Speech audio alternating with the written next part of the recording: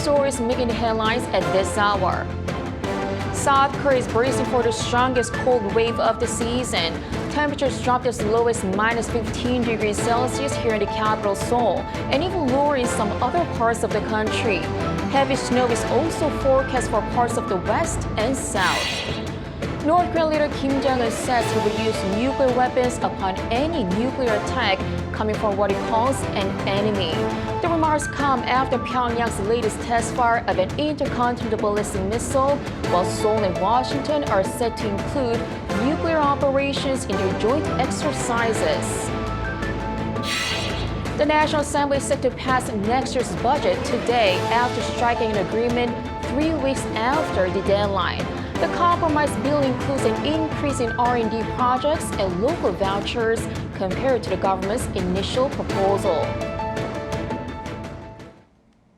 Good afternoon. South Korea is bracing for the strongest cold wave of the season. Temperatures dropped as low as minus 15 degrees Celsius in the capital, Seoul, and even lower in some other parts of the country. Heavy snow is also forecast for parts of the west and south. Lee Seung-jae has more. With a cold wave sweeping across the country and heavy snowfall warnings in effect for the west coast of Chungcheongnam-do province and the western Jeolla region, there have been many reports of water meters freezing. According to the Central Disaster and Safety Countermeasures headquarters on Thursday, as of 11 p.m. Wednesday, a total of 72 cases of water meter freezing have been reported nationwide, including 26 in Seoul, 37 in Gyeonggi, and 3 in Incheon. According to the Korea Meteorological Administration, this winter's strongest cold wave is forecast to peak on Thursday and Friday, with temperatures dropping to minus 15 degrees Celsius in Seoul, minus 18 degrees in the northeastern city of Chuncheon, minus 13 degrees in the central city of Daejeon, and minus 6 degrees in the southern port city of Busan.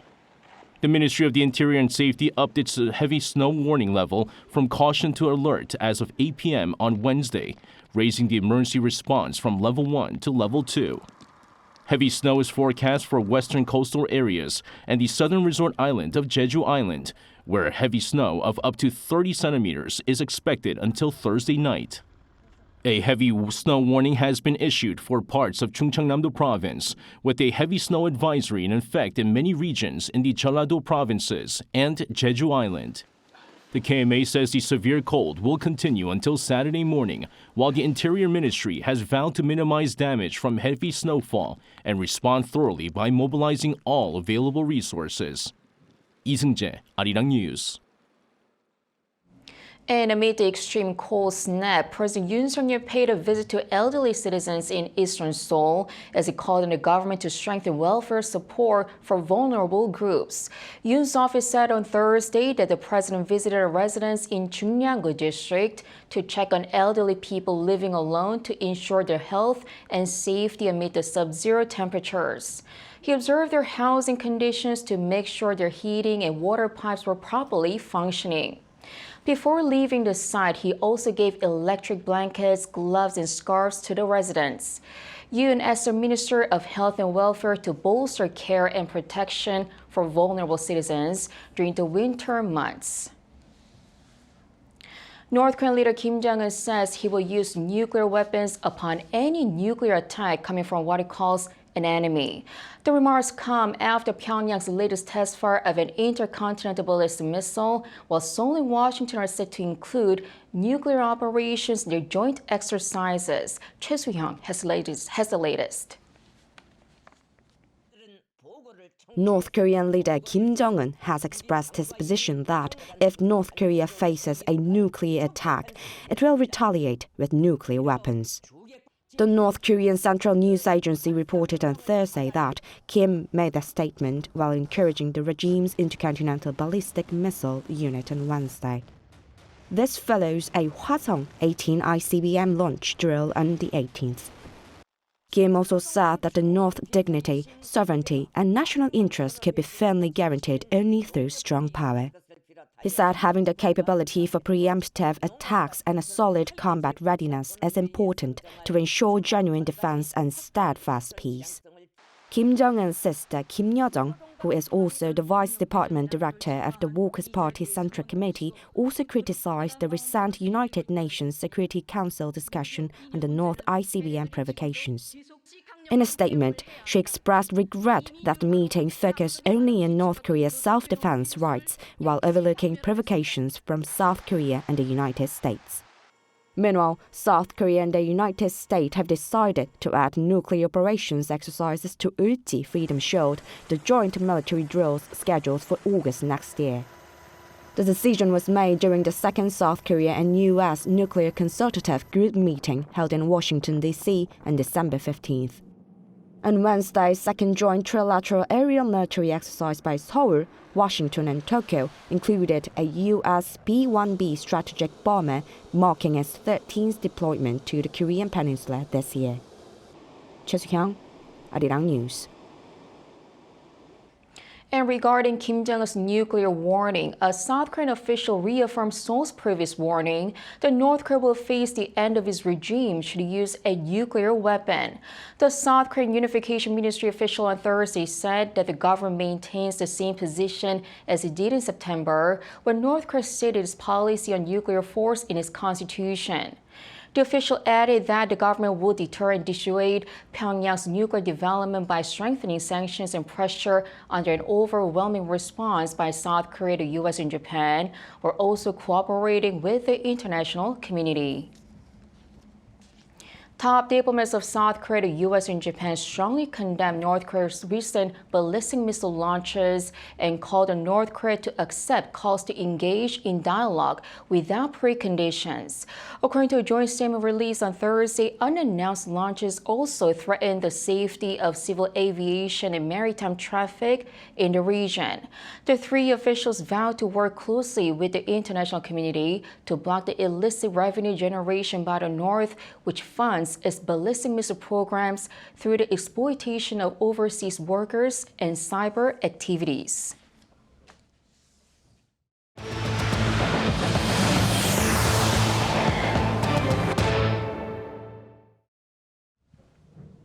Foreign ministers of South Korea and Japan are sitting down for the first time in 8 years to revive the long-stalled economic dialogue.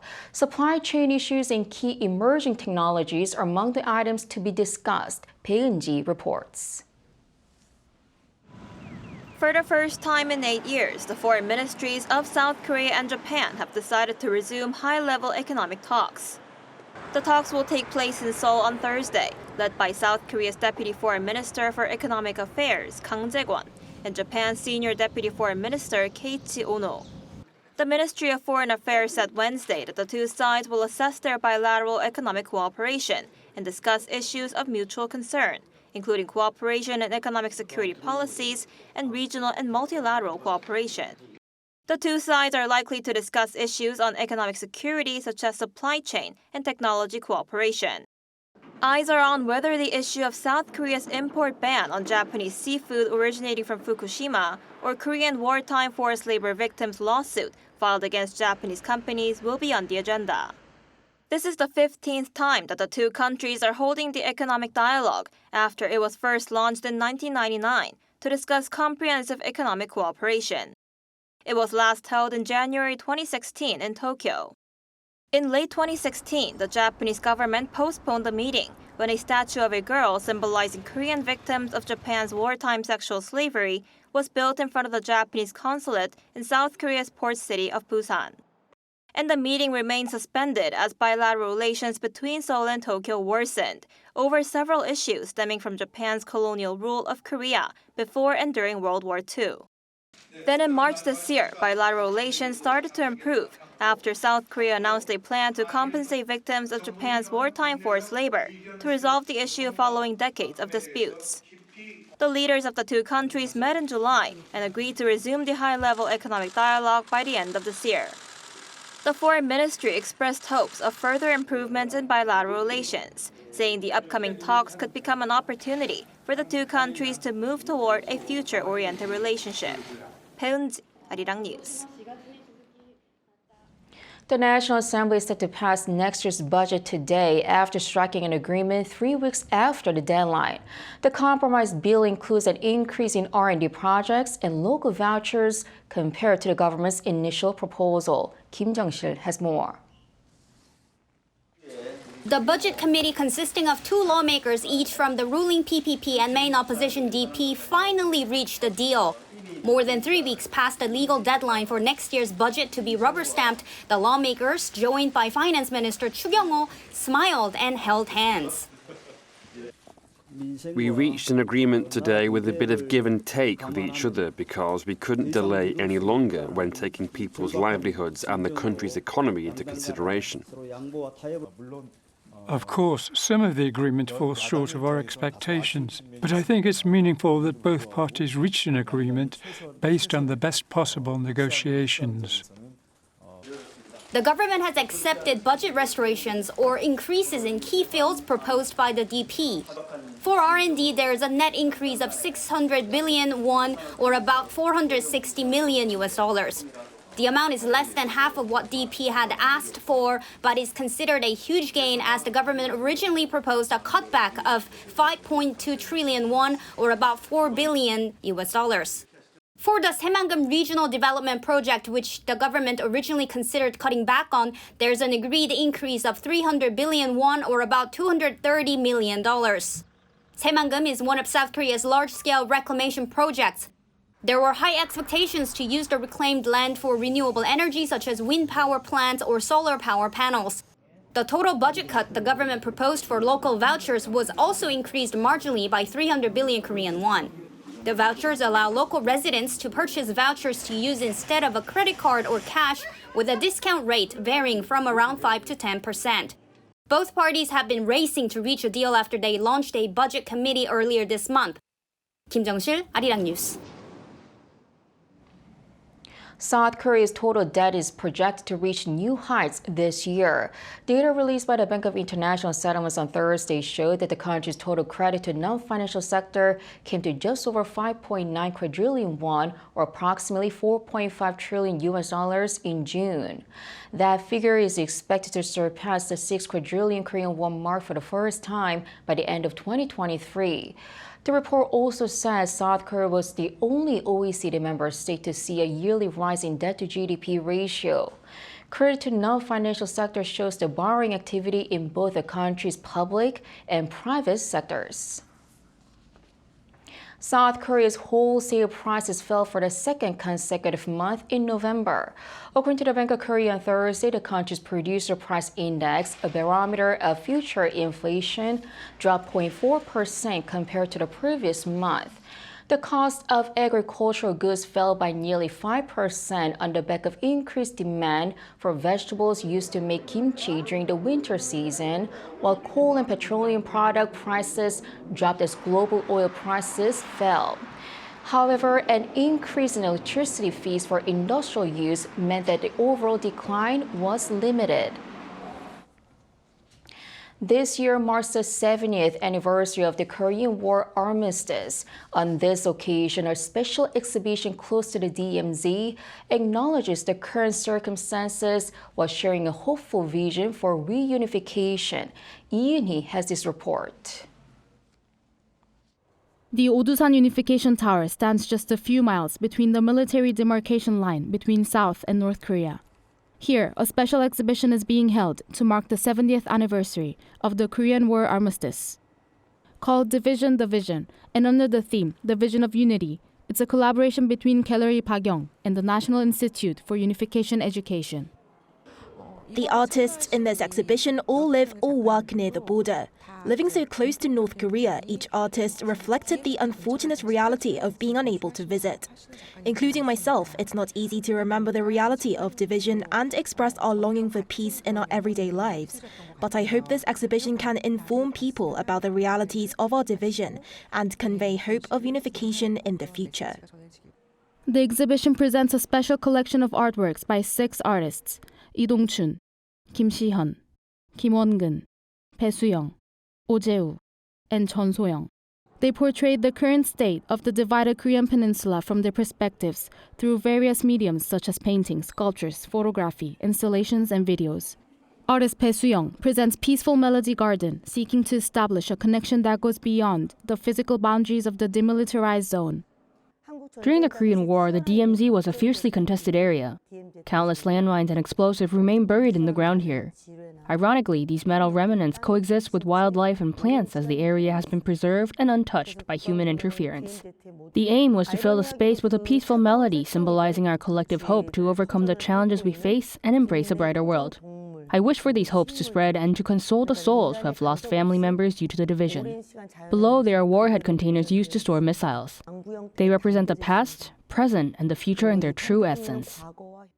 The exhibition also hopes to dispel long-held biases and misunderstandings that have built up between North and South Korea. Yoon Hee, Arirang News. Hopes for another humanitarian pause between Israel and Hamas are dimming as Israeli Prime Minister Benjamin Netanyahu vows to eradicate the militant group.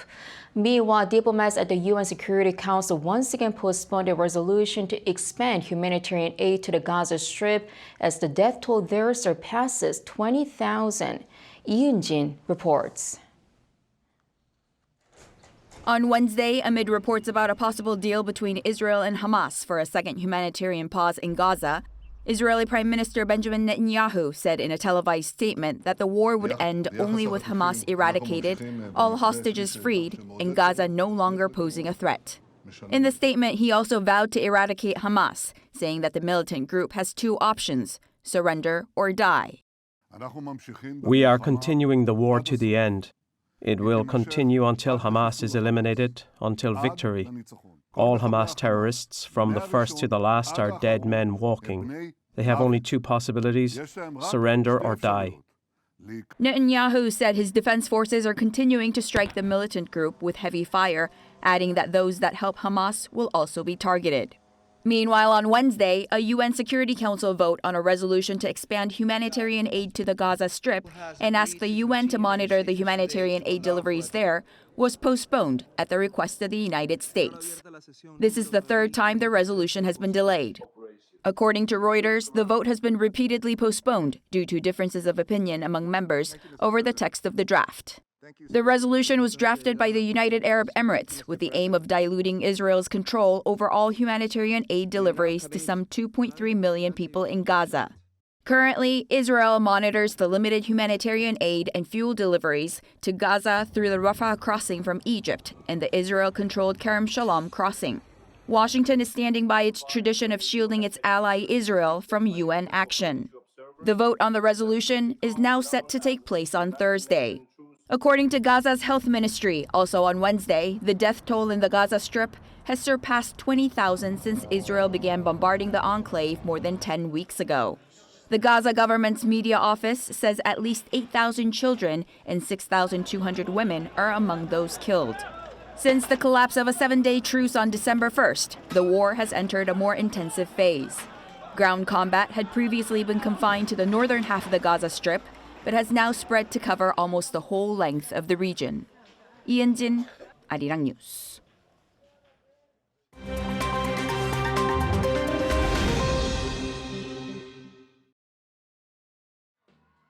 Let's take a look at the latest news in the world now. In the U.S., State of Colorado Supreme Court has ruled Donald Trump ineligible to run for the state's primary election next March. The Colorado state cited a constitutional insurrection clause based on Trump's alleged engagement with the U.S. Capitol riot in 2021. The Colorado court ruled 4-3 on Tuesday that former President Trump was not an eligible candidate for the state's upcoming primaries, which decide the Republican Party's presidential candidate. The ruling only applies to the state of Colorado. This was a rare occasion where the Section 3 of the U.S. Constitution's 14th Amendment was used to disqualify a presidential candidate. The Trump campaign stated that the Colorado court has issued a completely flawed decision. In northwestern China, the death toll for Monday's 6.2 magnitude earthquake has increased to 134, with over 960 people injured. Authorities also said Wednesday that rescue operations in Gansu province are basically over, with attention now turned to the injured and those that lost their homes. According to state media, rescue teams are still operating in neighboring Qinghai province, where at least 13 people are missing. The media also reported that over 87,000 people have been temporarily relocated. However, survivors are facing sub-zero weather conditions and a shortage of tents. In Gansu, more than 200,000 homes were damaged or destroyed, affecting more than 145,000 people.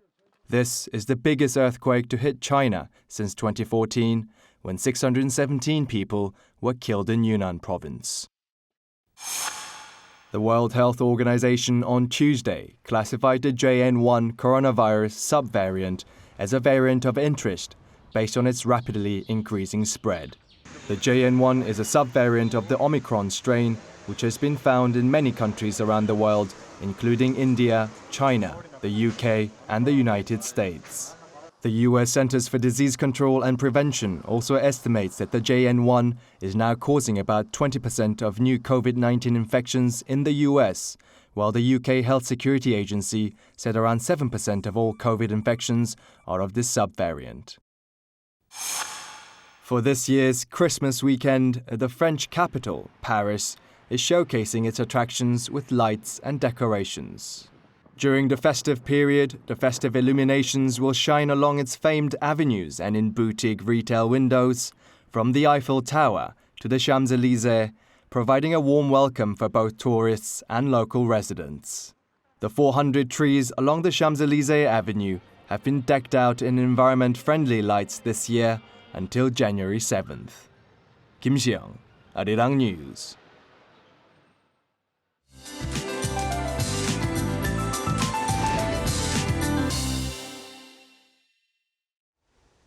Good afternoon.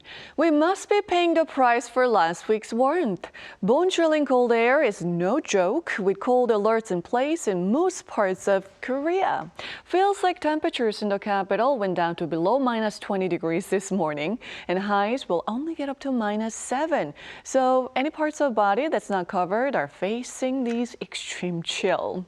Meanwhile, western parts of the country, Jeju, Ulleungdo, and Dokdo are dealing with heavy snowfall, with heavy snow alerts being issued. Mountainous regions on Jeju Island could see up to 60 centimeters of snowfall. West of Jeollabuk-do province could receive more than 40 centimeters until Friday. Concerns are rising as snowy regions will have sub-zero temperatures all day today. Gwangju topping out at -3 degrees Celsius this afternoon. So please be careful out on the roads and sidewalks, and please take it easy today. It stays this cold through Saturday, then a cold snap should ease for Christmas Eve on Sunday, so stay covered till then. That's Korea for you, and here's a look at the international weather conditions.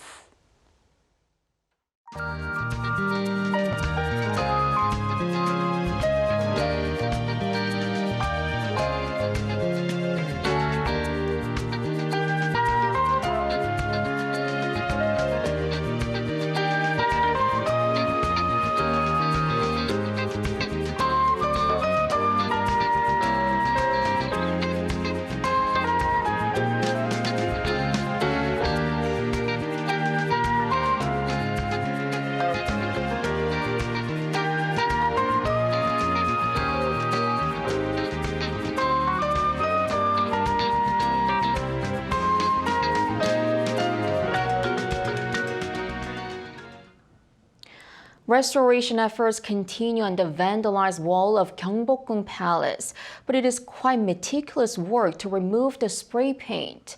First, workers eliminate polluting materials using chemicals. Then they use a laser to burn the most outer surface, similar to removing a tattoo. Next, they use an air tool and extra equipment to soften the surface. And lastly, they actually paint the wall slightly to even out the color.